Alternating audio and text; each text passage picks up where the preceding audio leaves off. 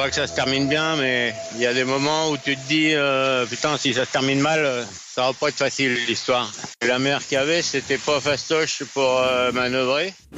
Cette voix, c'est celle de Jean Le Cam, le héros du jour, navigateur évidemment très expérimenté. Il vient de sauver un autre concurrent du Vendée Globe, Kevin Escoffier. Petit miracle en pleine mer cette nuit. Kevin Escoffier qui était coincé sur son radeau de survie au cœur des 40e rugissants au sud-ouest du cap de Bonne-Espérance. Il a donc été récupéré sain et sauf par Jean Le Cam. Corinne Boulou, vous suivez le Vendée Globe depuis le départ. Toute l'opération de recherche a été incroyable.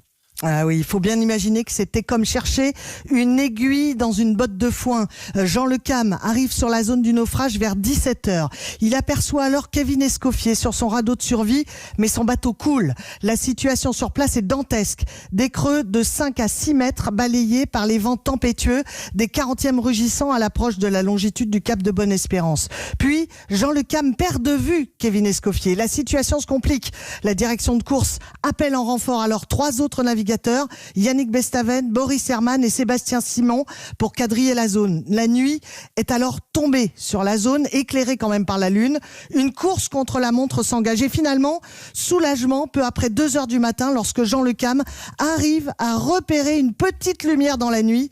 Au terme de 45 minutes, il récupère Kevin Escoffier. Le malouin de 40 ans a dû se jeter à l'eau pour se hisser avec les dernières forces qui lui restaient sur le tableau arrière du voilier de Jean Le Cam. C'est vraiment un film incroyable que vous nous racontez, Corinne, des creux de 5 à 6 mètres.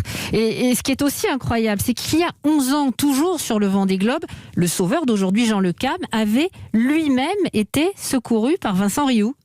Oui, Jean Le Cam, le Saint-Bernard des mers du jour, avait été lui-même secouru lors du Vendée Globe en janvier 2009 par Vincent Rioux dans son bateau retourné qui prenait l'eau non loin du Cap Horn. Clin d'œil du destin, c'est le monocoque PRB de Vincent Rioux qui l'avait sauvé. Et là, eh bien, cette nuit, c'est lui qui est allé au secours du monocoque PRB de Kevin Escoffier. Merci Corinne Boulot. Et en tête du classement de ce Vendée Globe ce matin, Charlie Dalin.